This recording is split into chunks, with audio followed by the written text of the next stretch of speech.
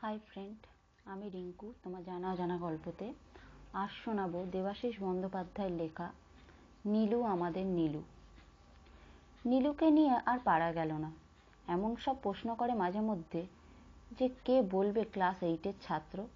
সে সব প্রশ্নের উত্তর অবশ্য ওকেই দিতে হয়।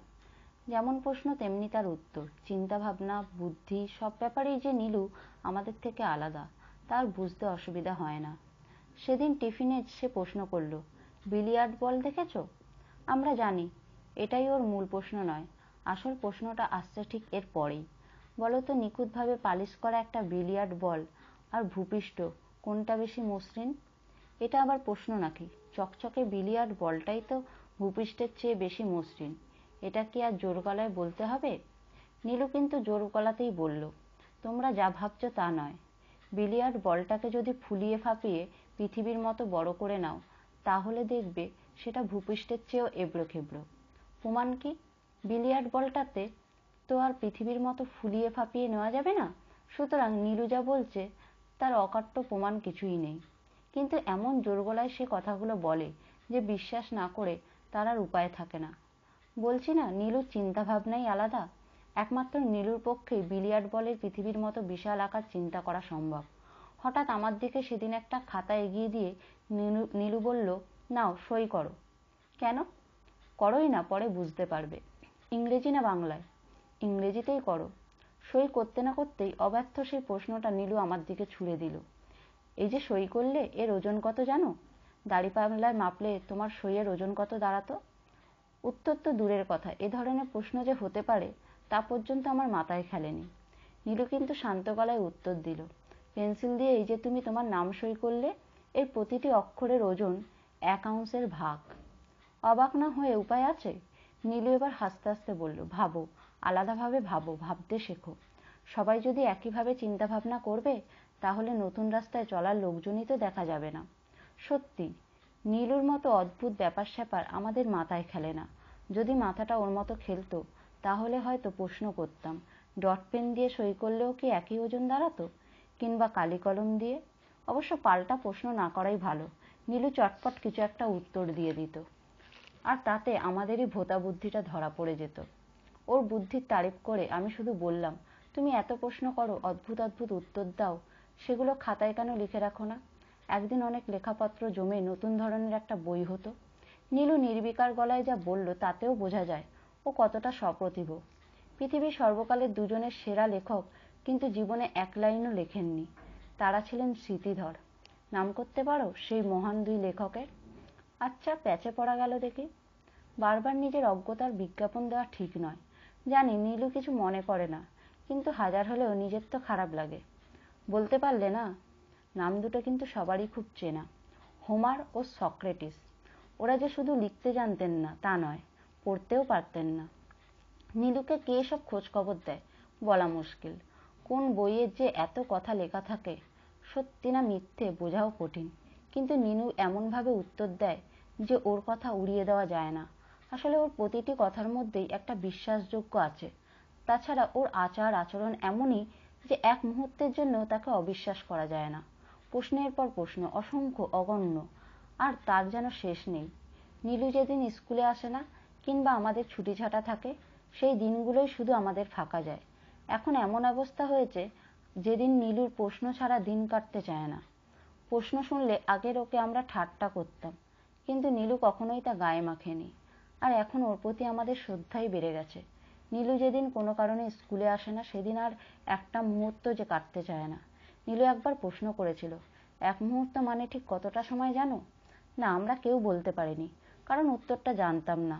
এলোপাতাড়ি চেষ্টা অবশ্য কেউ কেউ করেছিল, কিন্তু তারা কেউ সঠিক উত্তর দিতে পারেনি। তা নীলুর কথাতেই স্পষ্ট হয়ে গিয়েছিল, 1 মুহূর্ত মানে 1.5 মিনিট।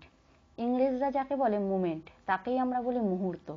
ইংল্যান্ডে পুরোনো আমলে মুমেন্ট বলতে 1.5 মিনিট সময় বোঝাতো। সেই 1.5 মিনিট সময় এক একটা মুহূর্তের খাতায় জমা করতে পারো। না, নীলুর জ্ঞানগম্যের প্রশংসা করতেই হয়। অথচ কোনোদিন কোনো কুইজ প্রতিযোগিতার ধার কাছে নীলুকে দেখা যায় না। আমরা জানি কুইজ প্রতিযোগিতায় ওর জয় অনিবার্য, কিন্তু নীলু শুনলে তো, হাজার পীড়াপিড়ি সত্ত্বেও সে কোনো প্রতিযোগিতায় নাম দেয় না। একগাল হেসে বলে, বেশ তো আছি, সিল ট্রফির আর দরকার কি? নীলুকে যত দেখি তত অবাক হই। ক্লাসের ফার্স্ট বয় হিরেন পর্যন্ত ওকে সমীহ করে চলে, অথচ নীলু 1 থেকে 10 কোনো পজিশনই পায় না, পাওয়ার জন্য চেষ্টাও করে না। আমরা কিন্তু নিজেরা আড়ালে বলাবলি করি, নীলু যদি একটু চেষ্টা করতো তাহলে ফার্স্ট বয়ের জায়গাটা ছিল ওর বাঁধা। নীলুর কানে কয়েকবার কথাটা পৌঁছেছে, কিন্তু সে তেমন আমল দেয়নি। একবার আমাদের বলেছিল, বই তো সবাই পড়ে, আমিও পড়ি, তবে যে জায়গাগুলো আমার ভালো লাগে সেসব জায়গা নতুন খবর থাকে, আমি সেগুলো মনে রেখে দিই। আর কোন বইয়ের কোন কোন জায়গা খুব মজার তা খুব সহজেই আমার নজরে পড়ে। আমি সেই মজাগুলোই তোমাদের জানাতে চাই। তাহলে বলতে চাও আমরা যে সব বই পড়ি তুমি তার বেশি কিছু পড়ো না? আমি একবার তেড়ে ফুঁড়ে উঠে ওকে এই প্রশ্নটা করলাম। ঠিক তাই, নীল উত্তর দিয়েছিল। তুমি সেদিন প্রশ্ন করলে কোন দুধের রং গোলাপি, আমরা বলতে পারলাম না। বইয়ে পড়লে আমার কেউ না কেউ নিশ্চয়ই বলতে পারতাম। সব কথা কি বইয়ে লেখা থাকে? মনে পড়ে দার্জিলিংয়ে বেড়াতে গিয়ে চিড়িয়াখানায় একটা ইয়াক দেখিয়ে প্রকৃতি বিজ্ঞানের স্যার কি বলেছিলেন। আবার বোকা বনে গেলাম। সত্যিই তো, স্যার বলেছিলেন ইয়াকের দুধের রং সাদা নয়, গোলাপি।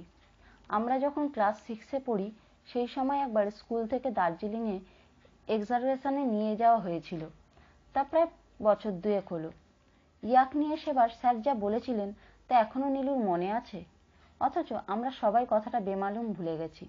গোলাপি রঙের দুধের কথাটা নীলুর মনে সেই যে দাগ কেটে বসেছে তা আজও ফিকে হয়নি। ওর সঙ্গে তফাৎটা আমাদের এখানেই, একবার যা ওর মনে দাগ কেটে বসে তা আর ওঠে না। অদ্ভুত কোনো বিষয় যদি ওর মাথায় ঢোকে তাহলে তা তো কথাই নেই। লিংগুয়েনের নাম শুনেছ? নীলু আমাকে জিজ্ঞেস করলো। প্রথমে ভাবলাম অন্যান্য প্রশ্নের মতো ওর এও এক প্রশ্ন। বললাম না, কেন বলো তো? লিংগুয়েনের কথা বললে আরো একজনের কথাও বলতে হয়, চীনের সম্রাট উংলোর কথা। উংলো বেঁচেছিলেন 1360 থেকে 1424 খ্রিস্টাব্দ পর্যন্ত। এই প্রথম নীলু কোনো প্রশ্ন করলো না। ক্লাসে আমার সঙ্গেই ওর বেশি ভাব। প্রশ্নও যেমন আমাকে বেশি করে, তেমনি আবার ওর মনের গভীর গোপন কথাও আমাকে শোনায়। কিন্তু নীলু এবার যা বলল তাতে গা রীতিমতো ছমছম করে ওঠে। লিংগুয়েন যা পেরেছিলেন আমিও তা পারি। নীলুর মন এখন চলে গেছে 14-15 শতকের ধোঁয়াটে ইতিহাসের খাতায়। তার কতটা সত্যি জানা আমার পক্ষে সম্ভব নয়। লিংগুয়েন কি করেছিলেন জানো? সম্রাট উংলোকে বলেছিলেন বিশ্বাসঘাতক। সম্রাটের সভাসদ হয়ে মুখের ওপর তাকে বিশ্বাসঘাতক বলার ফল বুঝতে পারছো? সম্রাট তার প্রাণদণ্ড দিয়েছিলেন। জল্লাদ এসে মাথা কেটে ফেলল লিংগুয়েনের। কিন্তু আসল ঘটনা ঘটল এর পরেই। মাটিতে রক্ত গড়িয়ে চীনা ভাষায় যে লেখা ফুটে উঠল তা শুনলে তোমার গা হিম হয়ে যাবে। বিশ্বাসঘাতক। সম্রাট ভয় পেয়ে তার রাজধানী নানকিং থেকে পিকিংয়ে সরিয়ে নিয়ে গিয়েছিলেন। একেই বলে আদর্শবাদ, তাই না?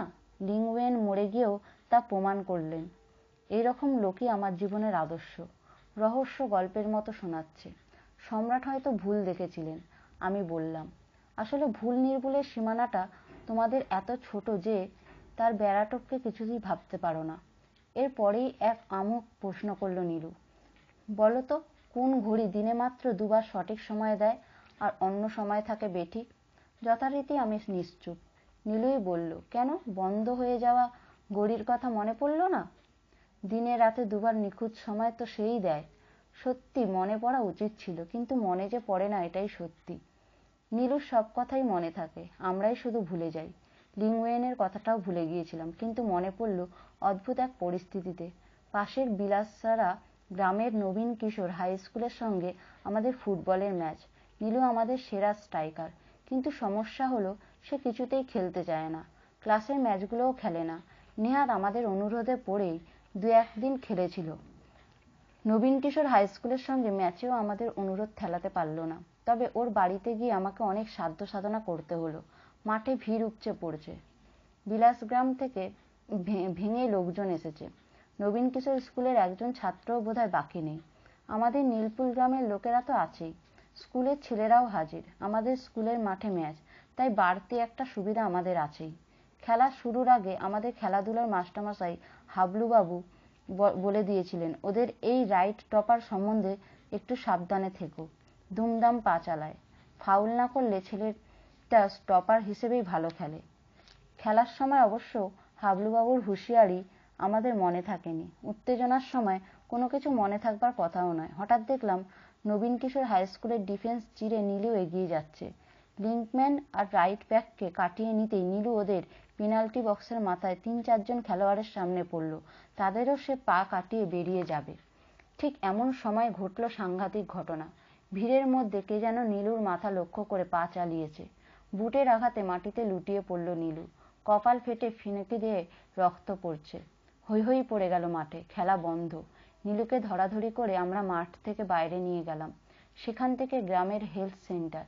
কিন্তু তার আগে মাঠে চাপ চাপ রক্ত অবাধ্য একটি লেখা ফুটে উঠতে দেখে আমি চমকে উঠলাম।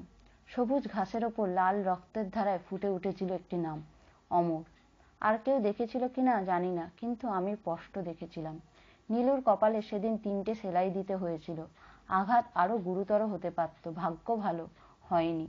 কয়েকদিন পরে নীলু পুরোপুরি সুস্থ হয়ে উঠল। তবে তখন স্কুলে আসেনি ও। ওর বাড়িতে গিয়ে দেখলাম শুয়ে শুয়ে একটা বই পড়ছে। ওদের রাইট টপারই এই কাণ্ডটা ঘটিয়েছে। কি করে জানলে? ওর নাম তো অমর।